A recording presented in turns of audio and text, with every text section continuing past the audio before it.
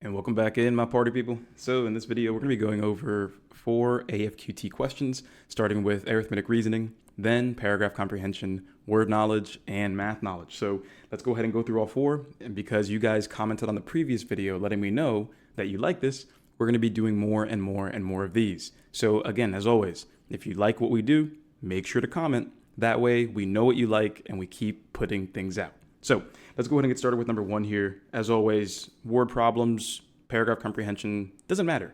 Read the question first before you confuse yourself. So right over here it says, if the smaller field is X acres, which expression represents the total area of both fields combined? All right, cool, sounds good.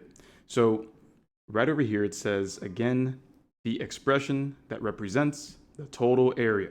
And total area, and we're talking about both fields together. So all we really need to do is figure out the area of one of the fields, find the area of the other field, and then add them together. And that's it.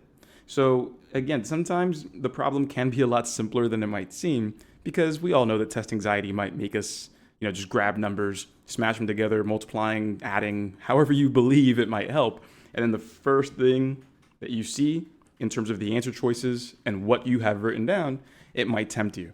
So before you look at the answer choices and hope for the best, remember that it's always best to try to interpret the problem correctly, gather your information, and then see what you can do first. So here we are. We want to get the total area of both fields. So let's just start with the area of one of those fields. A farmer is planning to plant crops on 2 fields. Okay, that didn't really tell me much. One field is 5 acres larger than the other. Okay, that's definitely something we want to highlight. One field is 5 acres larger than the other. So I'll say my second field, again, is whatever the first one is plus 5. All right. And then it says if the smaller field is X acres, and then we have our question. So let's write that down. Our first one, the area is X acres. Now, some folks might be thinking, wait, coach, we have X acres. Shouldn't we multiply X times X to get the area? Well, not quite. And it's because we need to understand that the unit acres in and of itself is an area unit. I know typically you might be used to seeing feet squared or inches squared, kilometers squared, square units, but acres is representative of a square unit. All right, my party people? So acres, again, is an area unit. That's basically the amount of land that you have, which again is area. So we can go ahead and just write it right there. X acres is the area of the first one. And then we have the second one being the first one plus 5. So we can just write that as X plus 5. So there we are. X and X plus 5 are the respective areas. Now, this is where, again, I'm warning you, where it's super tempting to have X plus 5 written. And you might think that A is the answer. But what was the goal of the question? The goal, again, of the question was the total area. So all we're doing now is adding X and X plus 5. Add both of those together, and all we have to do is combine like terms with these X terms. So that'll be 2X plus 5. And there we are. So boom, the correct answer here is D, 2X plus 5 acres. So even if you didn't know that acres wasn't an area dimension, again, the answer choices all say acres. So it should serve to show you as a hint that, again, area and acres, yes, that is an area unit. But let's go ahead and move over to question number 2.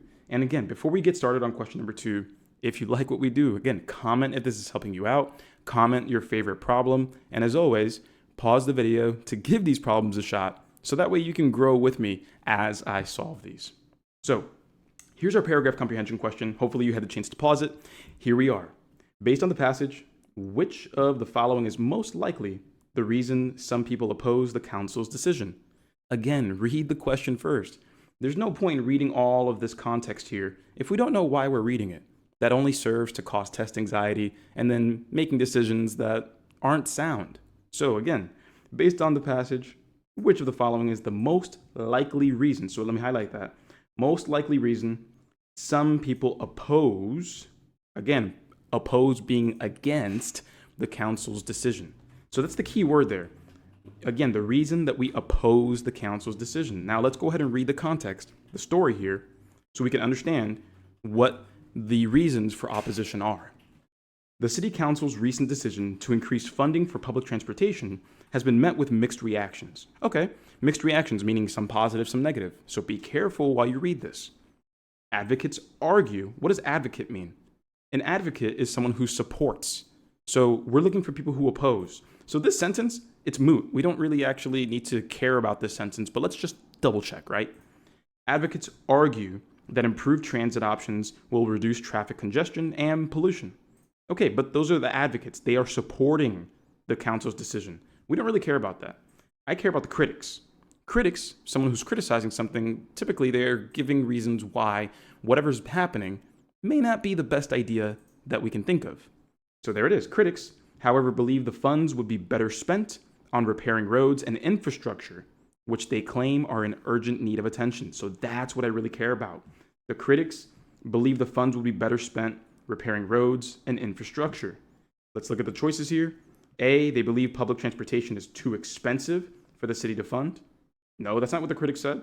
They said that the funds could be better used, not that it's too expensive. So A, nah, not going to be it. B, they think repairing roads and infrastructure is a higher priority. I think that's exactly what they said here. Again, the critics. We don't care about the advocates. We don't care about the people supporting. The question tells us about those who oppose. And that's why B is the correct answer. When you look at C, they believe traffic congestion cannot be solved. I don't know where you read that about the critics. And then D, they think the council did not consult residents before deciding.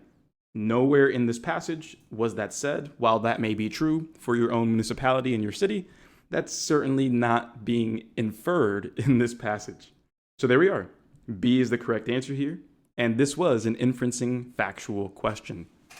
Next up, problem number 3, word knowledge. Pause the video, give it a shot. And I'm going to start the solution in 3, 2, and 1.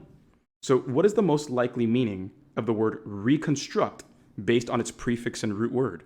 Ooh, nice question, right? Okay, so let's go ahead and break this word down. So reconstruct, we are trying to take a look at the prefix, so re, and then the root word, construct. So let's think about that. Reconstruct. So what does the prefix re mean? Well, it means to do something again, right? Re means happening again. So what about the word construct? Well, to construct means to build. So when we think about the prefix re, so doing again, and construct, to build, reconstruct, we can infer that that means to build again. And there we are. Not destroy again, not analyze carefully, and not move backward, but again, to build again. And there we are, my party people, as always. Again, if you enjoy what you're watching here with me, your ASVAB coach, please make sure to leave a like and comment on this video so that we know that this works for you, so we can continue doing more. We got your back. Next up, lastly here, math knowledge. Let's go ahead and pause the video, give it a shot, and I'll go ahead and start solving it in 3, 2, and 1. So here we are. With this one here, we're solving for x in the equation x minus 3, but it's an absolute value, be careful there, equals 7. So this is the big part here. What does absolute value actually mean? Well, absolute value is just basically saying, hey, everything inside of this, it could be positive or negative because once we apply the absolute value, it turns positive. So for example, if we have the absolute value of negative 3, that's going to equal 3 because you just make it positive. So if it was the absolute value of 3, it would still be 3. So that's the cool thing about it. So what we are basically saying here is with absolute value, x minus 3 could equal 7, and x minus 3 could equal negative 7. Because either way, the absolute value will make it positive. So this means we need to construct 2 equations. X minus 3 equals 7, and x minus 3 equals negative 7. And there we are.